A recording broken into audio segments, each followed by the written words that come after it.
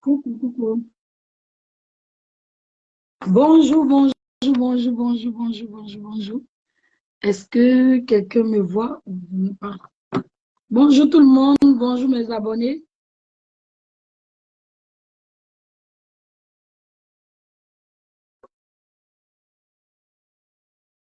Est-ce que quelqu'un est connecté? Connectez-vous, connectez-vous.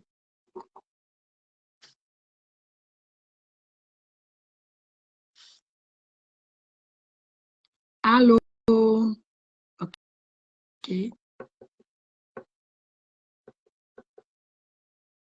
Bonjour, bonjour, bonjour. Mettez les cœurs pour voir si ça marche. Ok. Bonjour, bonjour, bonjour, bonjour. Je vais vérifier pour voir si ça fonctionne. Je ne vois pas les commentaires. Hum.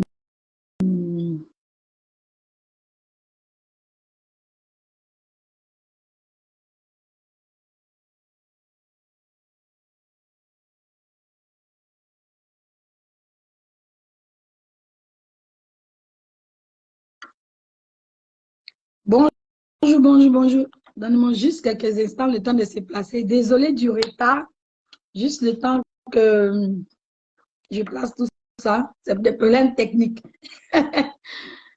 Bonjour, bonjour, bonjour. Comment allez-vous? J'espère que vous allez bien. Moi, ça va chez moi.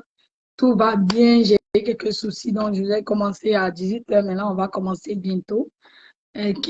Donc, je vais vous demander, comme d'habitude, de partager le direct, de mettre les cœurs, d'inviter d'autres personnes au direct pour qu'on puisse, pour que l'information puisse se rendre à des personnes qui en ont le plus besoin. Donc, connectez-vous et puis partagez le direct, mettez les cœurs. On va commencer dans quelques instants, ça ne sera pas long. Ok, parfait. Donc, je vois, merci. Bisous, Carola. Bisous, Segui. Segui, c'est comment? Ça fait longtemps. Comment ça va? Merci, merci, merci. Mais il manque les étoiles. Je vous ai montré comment. Ok, je vais partager une annonce. Ceux qui ont des questions là, tous ceux qui ont des questions, je peux répondre à toutes vos questions. Sauf que je vais devoir vous demander, je serai obligé de vous demander de partager les directs, m'envoyer des captures d'écran avant de me poser les questions. Donc, parce que je ne reçois pas, j'ai tellement de choses à partager, mais ça ne se rend pas, l'information n'est pas partagée. Ne gardez pas l'information pour vous. Il y a des personnes, je comprends, que mon écrit une bosse, ils aiment garder les choses secrètes. Donc, ils ne veulent pas que les gens sachent qu'ils ont des questions. Je comprends, mais en même temps aussi, je ne vous demande rien, je ne demande pas de l'argent. Je fais ça de mon propre chef. Mais tout ce que j'attends de vous, c'est au moins partager à quelqu'un, même si c'est partager à quelqu'un de votre entourage. Si chacun partage à 10 personnes, ça va se rendre aux bonnes oreilles. Merci pour le cœur. Les cœurs, voilà, ça au moins, c'est encourageant. Donc, bonjour, bonjour, bonjour, bonjour, bonjour. Je vois que ça marche. On va commencer. Euh, Comme je disais, le sujet, c'était sur mon parcours. Donc, initialement, c'était de parler de mon parcours depuis la décision prise concernant la décision de quitter mon pays jusqu'à aujourd'hui. Donc, les différentes étapes, les parcours, tout ce que j'ai traversé comme difficultés, comme des sanctions, des ondes positives comme négatives, tout ce que j'ai eu, tout, je ne vais rien vous cacher. Je vais vous dire les informations telles que je reçois, telles que ça vient à moi, telles que j'ai vécu. Et puis, chacun de vous va prendre ce qui l'arrange à l'intérieur de ce que je donne comme information. Si ça peut aider des gens, parce qu'il y a des gens qui ont de l'argent présentement, qui sont au pays, qui ont de l'argent présentement, qui ne savent pas par où commencer. Comme je dis, si tu es à l'aise chez toi, ce n'est pas de toi qu'il s'agit dans cette vidéo-là. Donc, si tu es à l'aise dans ton pays d'origine, tu travailles, tout va bien, ta vie est fine.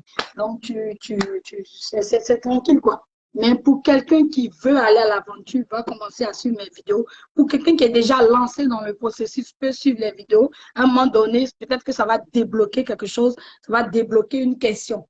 Donc, c'est pour ceux-là que je suis là. Pour l'instant, donc, j'appelle mon invité. Donc, comme j'ai dit, j'ai passé par pourquoi quitter Pourquoi j'ai quitté la Côte d'Ivoire, ça c'est dans la première vidéo. Ensuite, on est passé à comment j'ai choisi le Canada, parce qu'il y a plusieurs pays où les gens sont à l'aise. Moi, j'ai visité beaucoup de pays, j'ai visité certains pays depuis que je suis là. Je suis allée aux États-Unis plusieurs fois, je suis allée en Europe. Donc, il y a des gens qui sont à l'aise et j'ai même appelé ces gens-là. Donc, on va faire des vidéos au fur et à mesure des gens qui ont choisi d'autres pays que le Canada et puis qui sont bien établis, qui sont à l'aise. Donc, on va partager tout ça pour que peut-être ça peut vous donner, comme on dit ça, mais des indices, ça peut vous donner des pistes quant à votre décision de vie, de famille. Donc, ensuite, après le choix, j'ai donné aussi dans une troisième vidéo mon processus d'immigration. Comme je dis, j'ai fait affaire avec une agence d'immigration. Donc, Mariette, quand tu es connectée, tu me fais signe qu'on va commencer.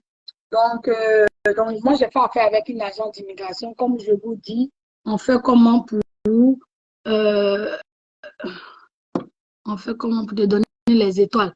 Pour les étoiles, regardez en haut. Vous avez les étoiles ou dans le commentaire, je ne sais même plus. Merci d'avance. Donc, dans les commentaires ou en haut du direct, je crois que j'ai des étoiles. Sinon, après, je vais épingler tout ça. Donc, comme j'ai dit, mon processus d'immigration, moi, j'ai fait affaire avec une agence d'immigration. Je ne vais pas faire de publicité ici. OK, elle est connectée. Donc, je vais dire 2 secondes rapidement. Donc, j'ai fait affaire avec une agence d'immigration. Et puis, comme j'ai dit, c'est devenu coûteux. C'était coûteux dans le temps, mais c'est devenu encore plus coûteux. Et puis, comme il y a plusieurs modèles, comme je vous ai expliqué, et puis je vous ai étalé un peu mon plan d'immigration. Donc, aujourd'hui, on va demander à une grande amie à moi, quelqu'un que je connais depuis longtemps, Mariette, Madame Mariette Daï. Donc, elle va se présenter elle-même. Et puis, moi, je l'appelle Mariette. Donc, une grande amie à moi qui va se présenter. Je vais lui poser les questions sur son vécu, son parcours jusqu'à maintenant. Donc, je vais tenter de l'inviter et puis on va commencer. Donc, merci d'être connecté, merci de partager. Et puis, pour les étoiles, ne vous inquiétez pas. Essayez de faire les recherches ou bien suivez le direct. Après, je vous dis comment on fait. Il n'y a aucun problème. Merci beaucoup. On va inviter Mariette.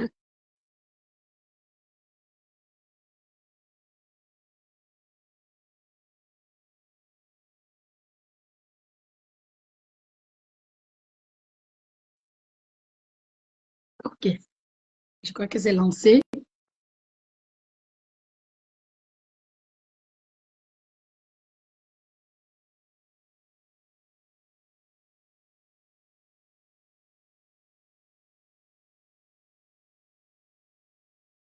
Est-ce que c'est lancé? Non. Désolé.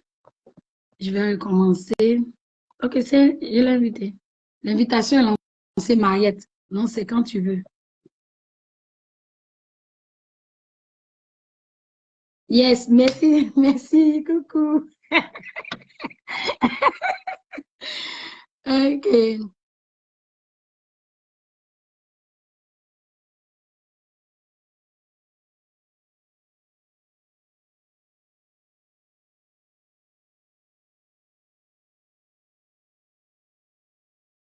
Accepté. OK.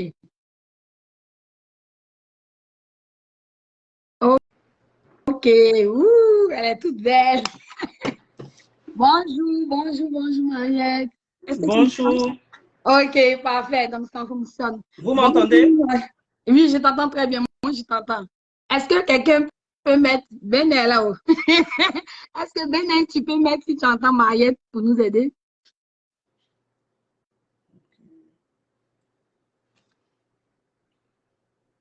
Allô? En tout cas, moi, je t'entends. Ok, moi j'entends aussi. OK, donc, J'entends aussi. de toute façon, eux, ils ont l'habitude d'écouter après. Et puis, comme Abidjan, les gens s'apprêtent à dormir, c'est pas grave. Ils vont pouvoir se connecter plus tard. Donc, comme j'ai fait un peu l'introduction avant que tu ne viennes, bonsoir, j'espère que tu vas bien. On va lancer le sujet. Donc, comme on a dit dans les publications précédentes, c'était de faire une série de questions avec toi pour que tu nous partages ton parcours concernant l'immigration au Canada. Donc, on va commencer. Je vais te laisser quelques minutes faire ta présentation toi-même et puis on va rentrer peu à peu dans le vif du sujet. Donc, okay. Bonjour, chers amis. Bonjour, les abonnés de Rachel Ekra. Et je suis heureuse d'être parmi vous. Je suis heureuse de participer à cette émission parce que le souci pour nous, c'est l'amour pour notre prochain, c'est de partager le peu de choses qu'on sait. Mais avant de continuer, je vais me présenter. Je suis Linda Daye à l'état civil. Je suis ivoirienne d'origine et puis canadienne. Et je suis juriste de formation et en même temps, ici, il y a eu un changement de carrière. Je suis enseignante, je suis blogueuse motivatrice, je suis aussi entrepreneur et j'ai plusieurs casquettes j'ai plusieurs casquettes. Mais ce soir, je suis là pour répondre aux questions de Rachel Ikra et j'espère que ces questions vont vous servir. Donc, je ne vais pas trop m'étaler parce qu'on ne veut pas que ce direct-là soit long. Donc, je suis présente. Donc, c'est ça, Ok. c'est... Donc, merci pour ta présence. Et puis, comme tu as dit tout à l'heure, j'espère que ça va toucher, ça va aider plus d'une personne à, ça va faire comme un déclic. Donc, il y a des gens qui veulent voyager, qui n'ont même pas, qui ne savent pas quoi faire. Donc, tout ça, c'est dans le but d'aller toucher quelqu'un, d'aller aider notre prochain, comme tu l'as dit. Donc, pour les questions, on va commencer par la première question, c'est pourquoi tu as décidé de quitter la Côte d'Ivoire, qui est ton pays d'origine?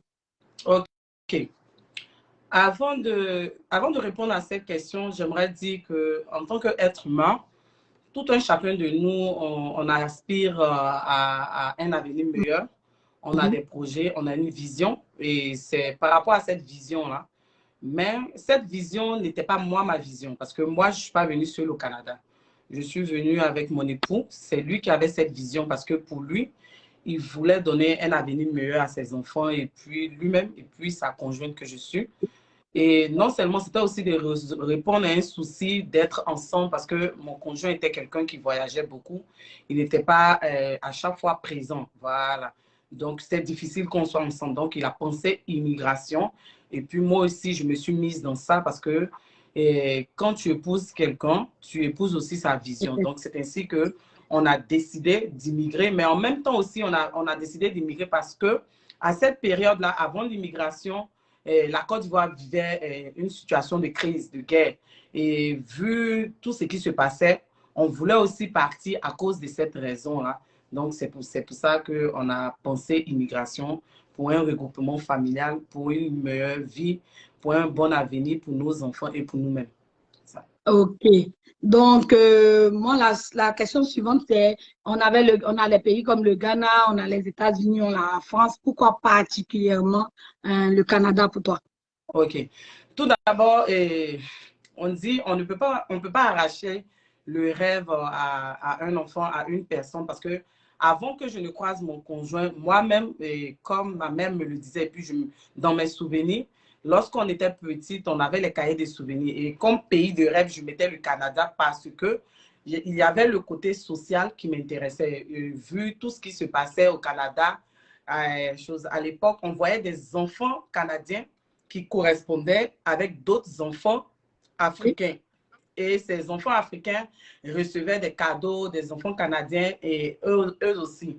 Et puis, on nous a dit aussi que le Canada était un pays où le lait et le miel coulent. C'est un pays vaste, donc ils avaient besoin de personnes pour pouvoir immigrer.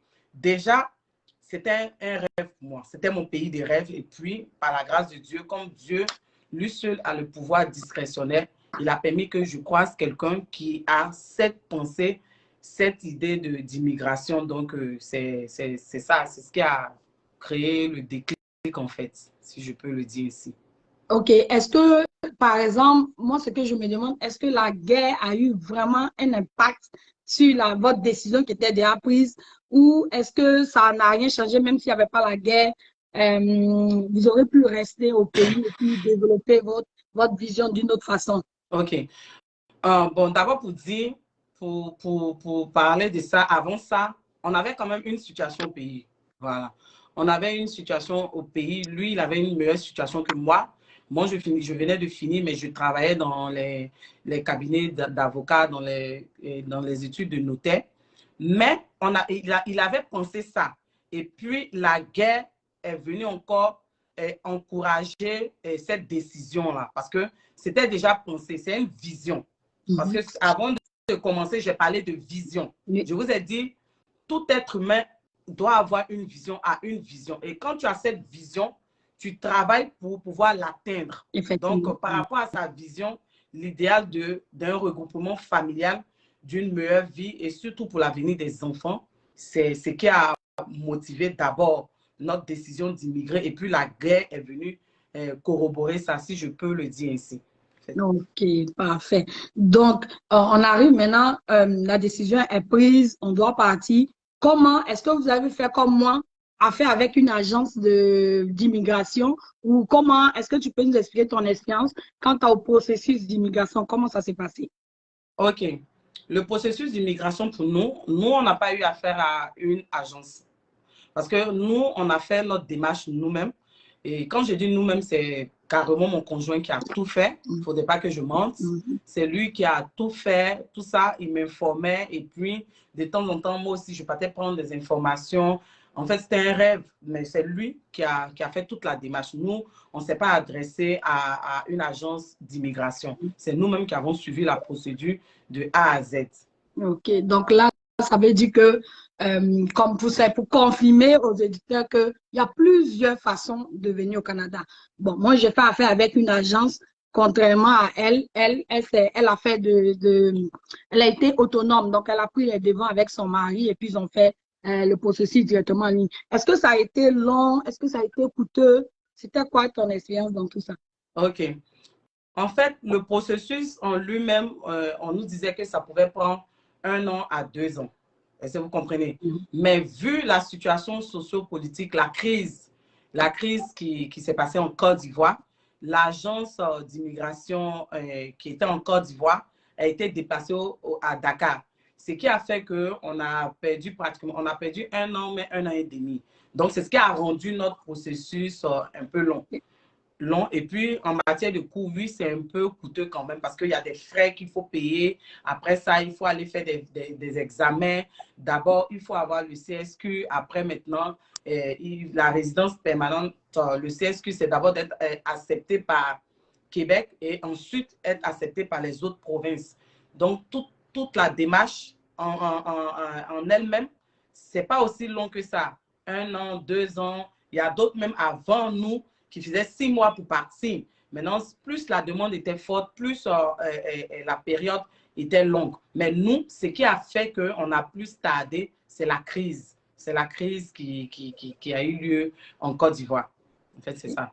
Et puis, j'ai une question qui me vient en tête. Est-ce qu'à un moment donné, dans tout ce processus, vous avez eu envie de laisser tomber et puis de faire autre chose? Parce qu'il y a certaines personnes, comme j'ai dit, qui ont peur, par exemple, un groupe des sorciers et puis qui se cachent, qui vivent cachés ou bien qui, comme j'ai dit, en groupe, ils arrêtent de vivre parce qu'il y a une immigration, parce que c'est coûteux.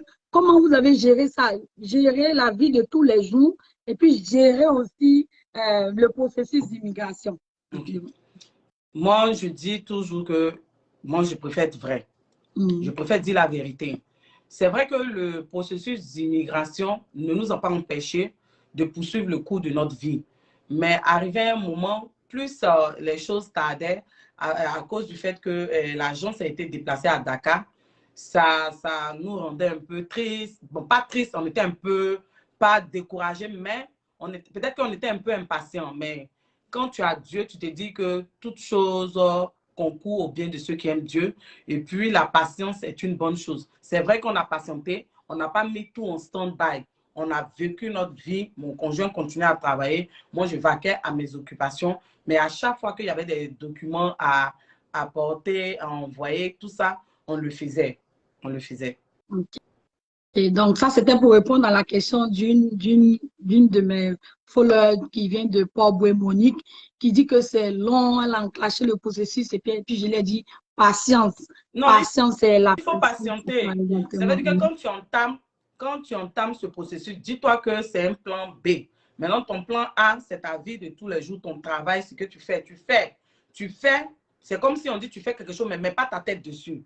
Jusqu'à ce que ces choses, comment on appelle, tu atteins ton objectif. Parce que si tu te dis qu'à cause du projet d'immigration, tu ne vas rien faire. Tu ne vas pas chercher du boulot, tu ne vas pas chercher à te former, à te perfectionner, mais tu ne vas pas avoir d'autres projets. Là, c'est peine perdue parce qu'on te dit clairement dans le processus, pour ceux qui n'ont pas contacté les agences, on vous dit clairement, en fait, quelle est la chose, combien de temps ça prend? Combien de temps ça prend? Et puis pour la procédure que nous on faisait, parce que ce n'était pas une agence, c'est nous-mêmes, on devait la suivre. On te demande des documents, parce que je me rappelle que il y a des amis, eux, qui devaient faire des entrevues. Nous, on n'a pas fait d'entrevue parce que les diplômes, nos diplômes universitaires ont parlé pour nous. On a reçu le CSQ directement de la Poste. Et puis, figurez-vous aussi, vous-même, vous voyez un peu, à la Poste en Côte d'Ivoire, très souvent, tu perds tes courriers, tout ça. Mais quand quelque chose est prévu par Dieu, ça veut dire qu'on avait reçu le courrier par la Poste, mais c'est pas un coup, je ne veux pas dire de chance, mais je veux dire que c'est Dieu. Parce qu'il a fallu que mon conjoint parte et puis il a demandé, le monsieur de la Poste lui a dit non, non. Mais il voyait un courrier qui était là-bas, puis il a demandé au monsieur, le courrier qui est long, qui est lourd là-bas, il faut regarder. Et effectivement, c'était notre CSQ. Donc, quand Dieu est dans ton projet, Dieu est dans la vision, et quel que soit alpha, les obstacles, les blocages, Dieu décante la situation. Donc, quand tu fais le projet d'immigration, dis-toi que c'est un plan B et puis tu vas à tes occupations normalement. Ça va éviter aussi tout le stress. Voilà, le stress. Sinon, tu seras découragé, tu ne vas rien faire et puis pour finir, c'est pas correct en fait. Et puis, on arrive maintenant au plan d'immigration. À quel moment ou bien quels sont les plans avant d'être même sur le terrain ici, avant de venir, c'était quoi votre vision une fois? Je veux voyager, c'est vrai, mais qu'est-ce que je vais faire?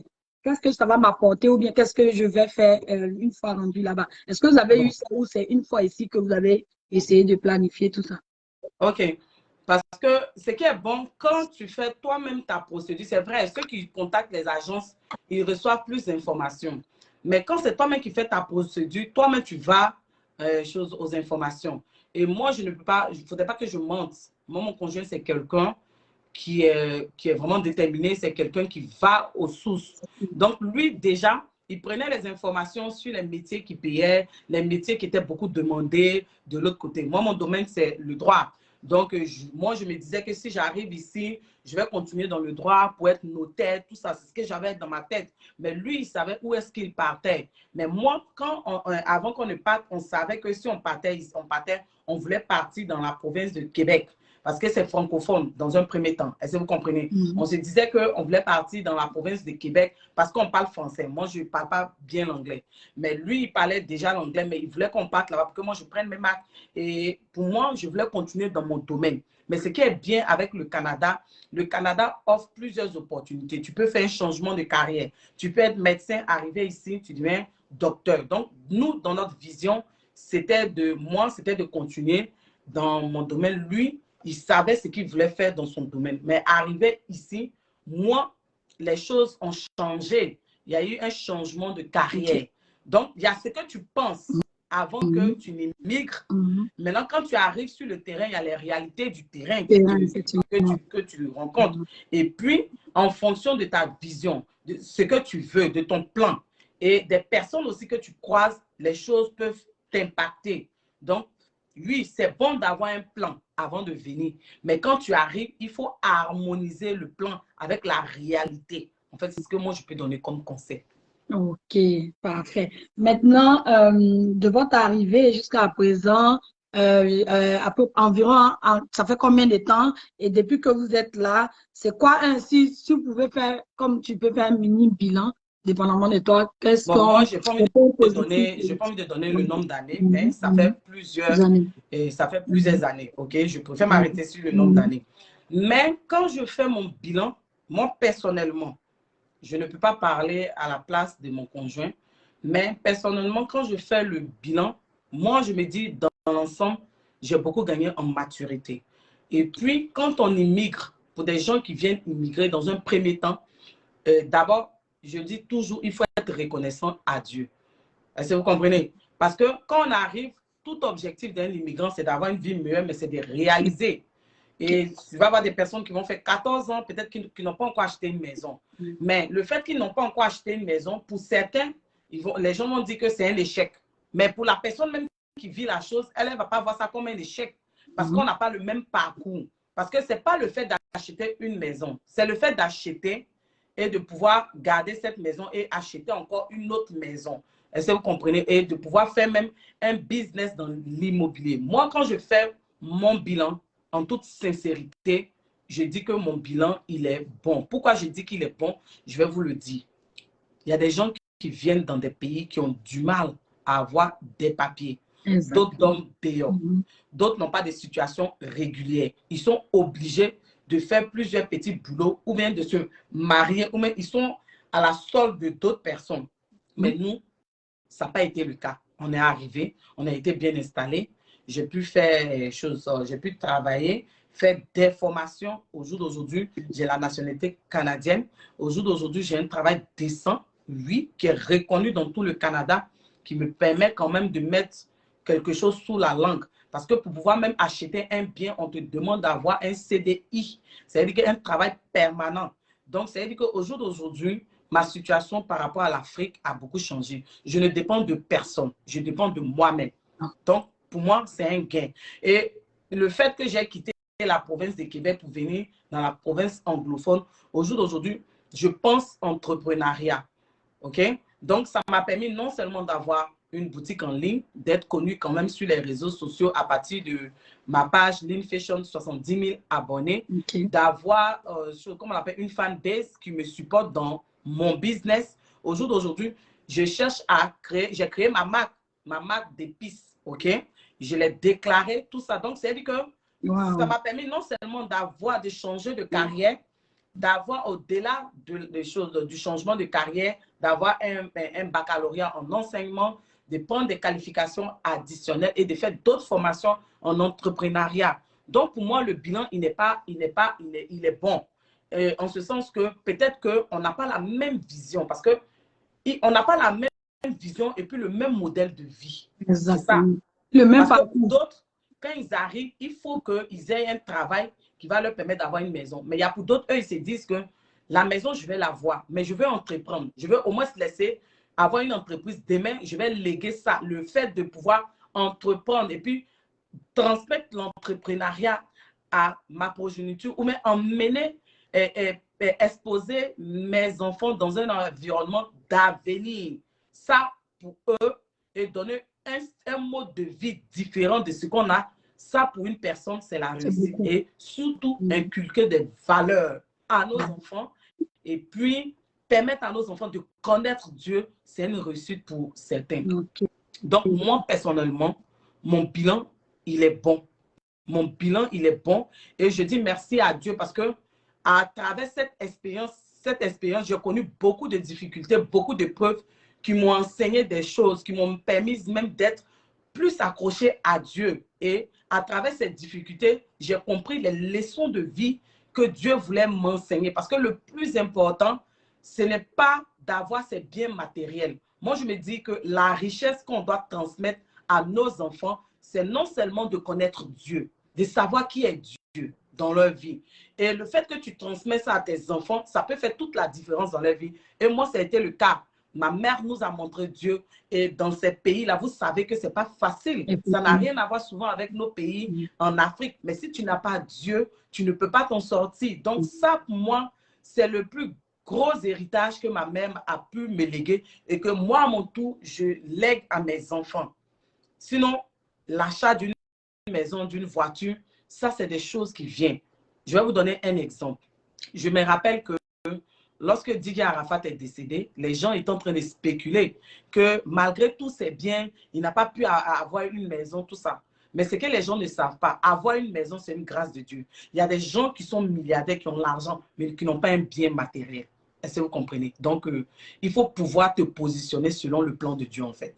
Et tant que tu as la vie, tant que tu respires, il faut croire. Il faut croire à ce que Dieu a prévu pour toi. Mais il suffit d'être au bon moment, au bon endroit et te positionner selon Dieu.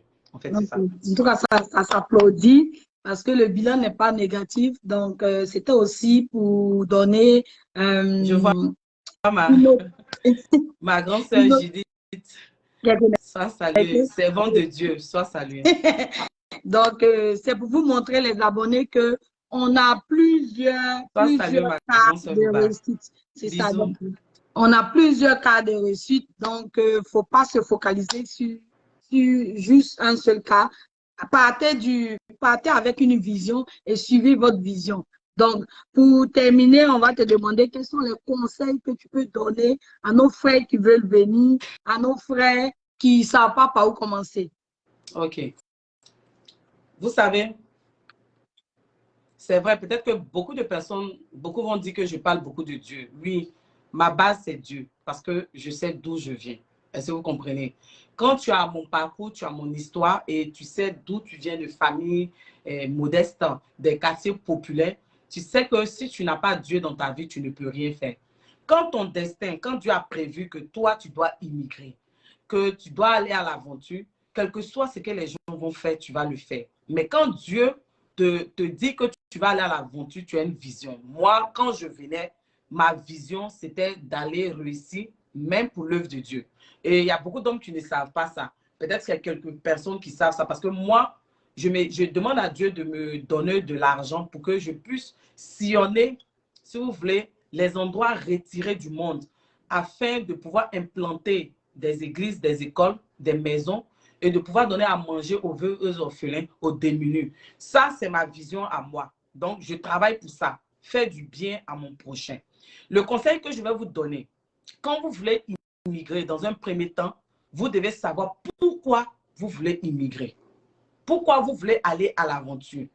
Est-ce que vous partez à l'aventure pour donner une vie meilleure à vos enfants, un avenir meilleur, ou même soit pour aller bâtir votre famille là-bas, ou même soit pour votre carrière? Ça dépend de chacun de nous. Vous devez savoir pourquoi vous partez. Oui, c'est bon d'avoir un plan en tête, mais il faut que ce plan-là calque avec le plan de Dieu. C'est pourquoi je disais tout à l'heure et que il faut te positionner selon le plan de Dieu pour toi. C'est-à-dire que si tu n'es pas dans la vision de Dieu, même si Dieu a dit que tu vas partir au Canada, ou même tu vas partir en France, arriver là-bas, si tu n'es pas dans la vision de Dieu, ce pourquoi Dieu t'a emmené, tu vas échouer. Donc, moi, je dis la connexion avec Dieu. Excusez-moi, je ne vais pas m'excuser parce que c'est le plus important. Parce que dans ces pays-là, si tu n'as pas Dieu, je t'assure, il y a des difficultés qu'on vit que nos familles même ne peuvent pas imaginer. Donc, si tu ne connais pas Dieu, tu ne peux pas t'en sortir. Donc, dans un premier temps, il faut que votre plan d'immigration calque avec ce que Dieu a prévu pour vous. Avant de partir, vous devez avoir une vision, comme je l'ai dit. Et en fonction de cette vision-là, quand vous allez arriver sur le terrain, Dieu va vous conduire pour que vous puissiez atteindre cette vision-là. Et quand vous arrivez dans ces pays-là, je vous le dis, c'est un conseil d'immigrants noirs qui vous dit. Quand vous arrivez dans ces pays-là, ne cherchez pas à vivre comme vous vivez dans vos pays d'origine. Parce que l'erreur qu'on commet, quand on arrive, on ne cherche pas à s'intégrer. On cherche toujours à rester dans les communautés.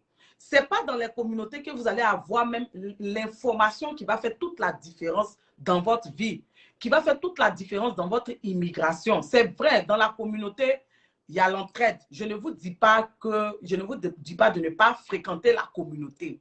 Mais à force de fréquenter la communauté, n'oubliez pas ces personnes que vous trouvez dans ces pays comme le Canada. Ceux qui sont là. La plupart des gens qui ont des informations, c'est ceux qui sont là-bas. Et puis eux, ils vont vous donner ces informations-là sans penser, sans mauvaise pensée. Est-ce que vous comprenez? Vous devez vous intégrer, vous devez vous adapter, vous devez épouser la culture. On ne vous demande pas d'oublier votre culture. C'est pourquoi je dis que dans l'éducation de vos enfants, vous devez prendre l'éducation que vous avez reçue en Afrique et puis l'éducation d'ici et trouver le juste milieu. Ne dites pas que non, comme ici on dit on ne frappe pas les enfants, donc vous allez laisser vos enfants être parents dans la maison, faire tout ce que vous voulez. Et puis, une seconde chose, quand vous arrivez dans ces pays, allez aux informations, allez à la source. Parce que dans ces pays-là, les informations changent, les lois changent rapidement. Donc, si tu as immigré et que tu as trouvé un grand frère ou même un tonton qui était là peut-être depuis 2015, toi, tu viens d'arriver en 2020. Lui, il va te parler d'une loi qui existait depuis 2015. Pourtant, en 2020, la loi a changé. Mais comme toi, tu es en train de lui l'écouter et que tu ne vas pas aux sources, tu vas te perdre. Souvent, quand on est arrivé au début, là, les gens nous disaient hey, vous voulez partir à l'école. Il y a d'autres qui nous ont conseillé d'aller faire la manufacture. Mais vous ne pouvez pas comprendre une personne dans son pays qui a une maîtrise en droit, mais qui a un bagage intellectuel. Arrivé là-bas, il tombe si un tuteur qui lui dit non, ici, la étude, ça ne marche pas. Et puis, il va aller dans la manufacture. C'est une élite de son pays. Donc, nous, les gens nous nous ont découragés. Mais comme nous, on avait la vision, on n'a pas écouté. Donc, aller à la source, épouser la culture de ces pays-là, chercher un peu à copier un peu ce qui se passe dans ces pays-là. J'aime ça. Un autre point aussi, parce que c'est vrai, on a des projets, on a des visions, on veut économiser. Économiser, ce n'est pas mettre l'argent de côté seulement. Économiser, là, c'est de maîtriser ton budget, mais savoir gérer tes provisions. Parce que si tu as prévu, par exemple, $500 pour ta nourriture, pour le mois, et que cette provision-là, tu la termines avant le mois, tu vas encore aller prendre l'argent quelque part puis venir la dépenser. Parce que d'autres disent que non, la gestion des provisions, ce sont les détails. Non, c'est maîtriser la gestion des provisions qui vont te faire toute la différence. Et puis quand vous arrivez dans ces pays-là, pardonnez, évitez de trop manger africain. Parce que, non, il faut qu'on se dise la vérité. Je parle par expérience. Parce que non seulement dans ces pays-là, la nourriture africaine coûte cher. Parce que ce n'est pas dans ton pays que tu trouves cette nourriture-là. Donc, il y a des gens, ils ne veulent pas manger la nourriture qu'ils trouvent. Je vous donne un exemple. Je le dis. C'est vrai, ça va faire rire, mais c'est la vérité. Je parle par expérience.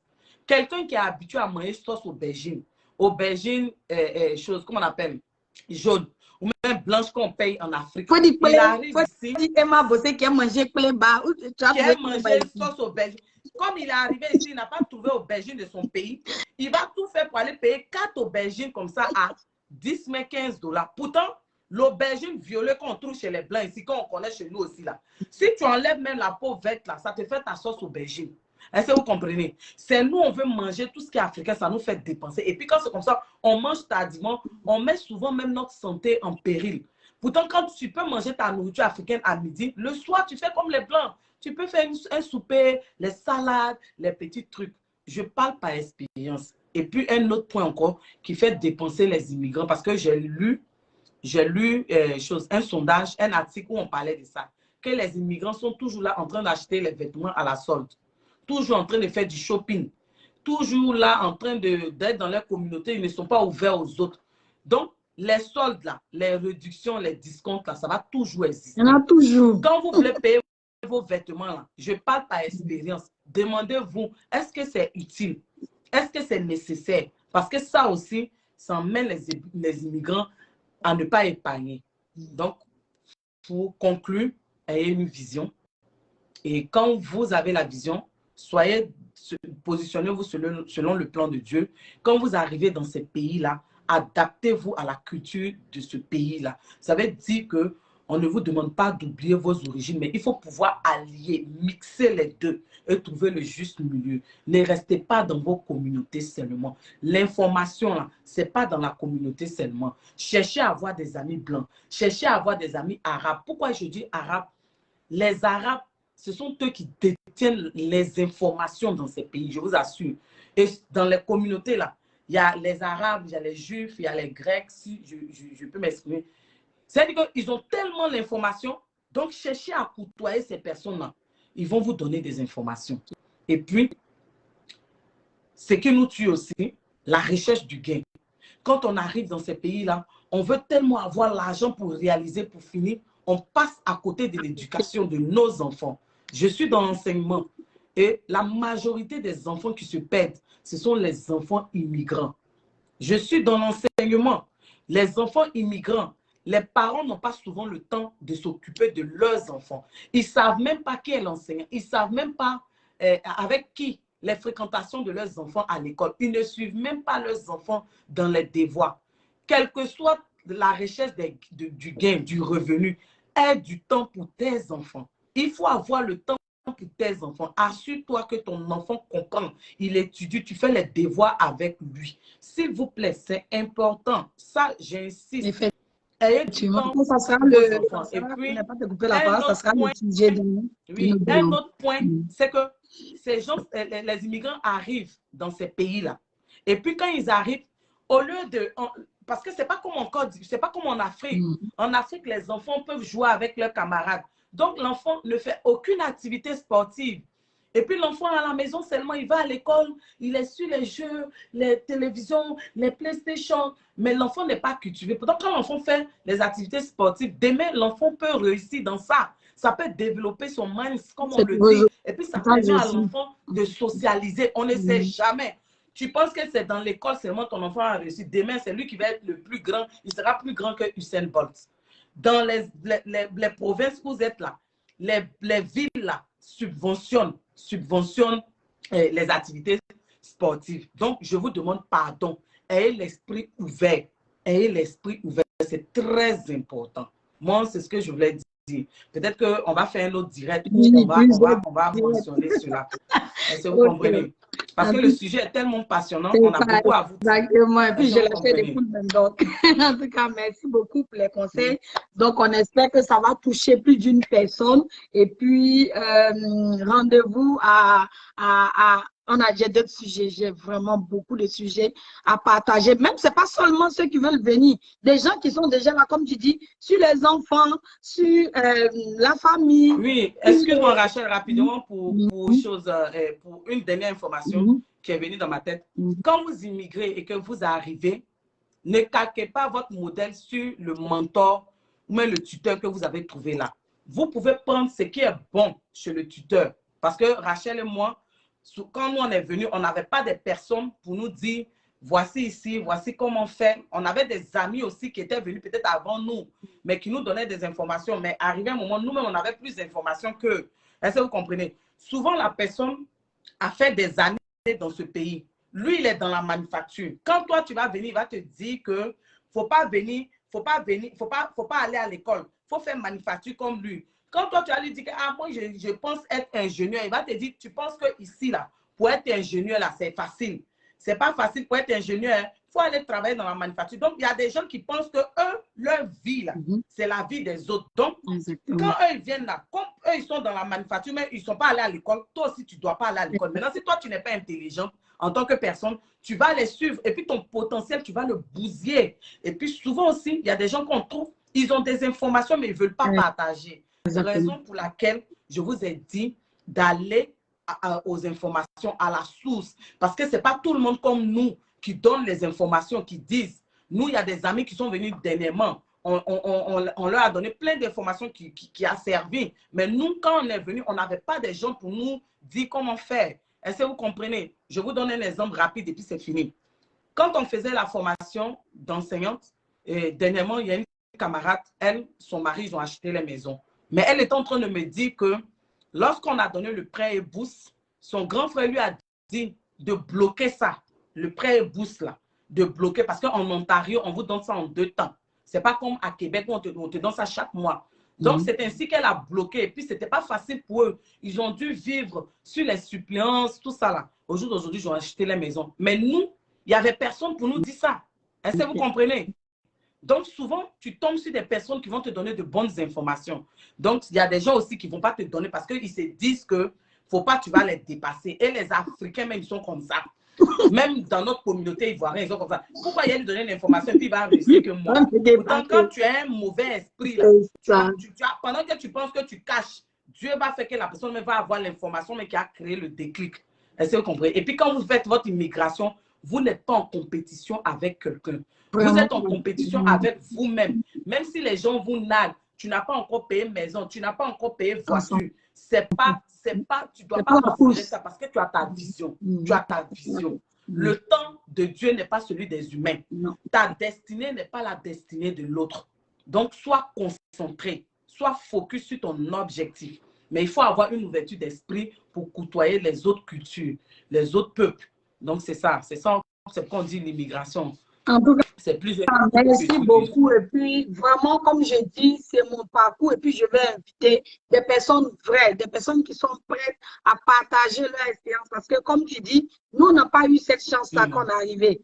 Quand on est arrivé, on était comme livrés à nous-mêmes.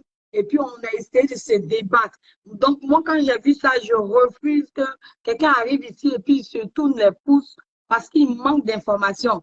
Donc, comme je dis, si vous avez des questions, envoyez-moi les questions. Mais d'abord, partagez les directs. Et soutenez-moi aussi parce que c'est deux mêmes qui se lavent. C'est ça, c'est deux mains Moi, qui... pour conclure, je vais te dire merci parce que c'est une très belle initiative. Il y a beaucoup de personnes qui peuvent parler d'immigration. Je ne parle pas de parler d'immigration comme les gens le parlent pour du business. Est-ce que vous comprenez? On a besoin tous de s'entraider. S'il y a des personnes comme toi qui peuvent partager leur expérience, inviter d'autres personnes pour partager leur expérience et puis venir en aide à des personnes qui veulent se lancer mais qui n'ont pas le courage de se lancer, c'est bien. Les informations que nous, on n'a pas eues, si nous, on peut le partager avec vous, c'est très bien. Donc, c'est vraiment une très belle émission. Et puis, tu es un modèle parce que moi, je t'ai connu depuis la Côte d'Ivoire. Et puis, ici, je sais comment tu te bats en tant que femme célibataire, mère d'un enfant. Vraiment, je te tire le chapeau. Et puis, continue dans ce sens-là pour encourager ceux qui veulent se lancer. On a besoin des émissions comme ça. C'est ça, on a besoin de... Il faut que l'Afrique se lève, il faut que l'Afrique se batte. Et ça va passer par quelqu'un, il faut que ça passe par quelqu'un. Donc, pour finir, Linda, est-ce que tu as ton mot de fin? Qu'est-ce que tu fais comme... est-ce que tu as si tu veux nous parler de tes activités ici pour que plus d'une personne soit touchée aussi. OK. Bon, moi, d'abord, comme je l'ai dit, je suis juriste de formation, enseignante, changement de carrière. Mais j'aspire travailler à mon propre compte. Donc, pour le moment, je me suis lancée dans l'entrepreneuriat. Et puis, dans l'entrepreneuriat, j'ai une boutique en ligne, Lean Shop, où je vends des épices fabriquées par moi-même. Ce sont des épices d'Afrique et d'ici. OK, donc, c'est vrai, mon entreprise est déclarée. Actuellement, je suis dans le processus de pouvoir faire mes emballages. J'ai déjà fait le design. Il reste juste à recevoir les emballages du fournisseur depuis la Chine et puis les imprimer et puis vendre sur comment on appelle, ma boutique. Mais je vends déjà. Et en dehors de ça, je suis blogueuse. Je suis blogueuse sur les réseaux sociaux. Ma page, c'est Lean Fashion. Mais j'ai décidé de retourner à mon premier amour qui est celui de motiver. Moi, je fais dans la motivation. C'est ma ligne directive. Donc, j'utilise les faits de société, les buzz, les situations, les prédications que j'entends pour pouvoir motiver mon prochain. Parce que pour moi, le plus important, c'est l'amour pour son prochain. C'est l'un des commandements de Dieu. Tu aimeras ton prochain comme toi-même. Donc, si à travers mes pages de motivation, la motivation, je peux aider, je ne peux que dire merci. Mais en même temps, je suis encore dans d'autres projets, mais je préfère laisser ça secret pour le moment. Donc, pour tous ceux qui veulent, qui ont besoin d'être motivés, encouragés, allez-y sur ma page Lean Fashion ou bien sur le déballage de Lean ou même LD Motivation. Je suis sur TikTok aussi, LD Motivation. Sur YouTube, c'est Lean Fashion. Donc, merci. Merci pour cette belle émission. Je parle et puis j'ai des frissons, je ne sais pas. Merci à toi aussi. Je parle et puis j'ai des frissons. À toi aussi, parce que ce n'est pas facile. J'ai contacté des gens qui ont peur des sorciers. Donc, des beaux exemples de récits, mais qui ont peur de se faire voir. Donc, ce n'est pas facile. Il fallait que quelqu'un commence et puis j'espère que ça va. Au fur et à mesure, ils vont venir. Au fur et à mesure, ils vont venir. Donc, ne vous inquiétez pas. Merci, Lynn. Et puis, vous pouvez retrouver la vidéo sur ma page, Rachel Ekra, sur la page Rachel Motivation et puis sur YouTube. Donc, merci à tous. Merci à Lynn. Merci, je vais dire merci à mes connaissances. Je vois Mélissa Nguessan, merci d'avoir participé. Je vois ma grande sœur Loba, Judith Loba, servante de Dieu. Merci d'avoir participé avec nous. Je vois Jocelyne Boutin, mon abonnée, merci d'avoir participé. Je vois Eva Yapo aussi qui a immigré, ma chérie. Merci d'avoir participé. En tout cas, on doit s'encourager, on doit s'aider. C'est l'Afrique qui gagne, c'est la Côte d'Ivoire qui gagne. Moussa Soara aussi qui est un très bel exemple du côté des États-Unis. Donc, je vais essayer de rentrer en contact avec lui. Loba, oui. Tina Loba. Vraiment. Merci à tout le monde d'être venu. Merci. Partager. Merci beaucoup. Bye bye. Merci de nous avoir suivis. Bye bye. Bye bye. Love you. Love you. Bye.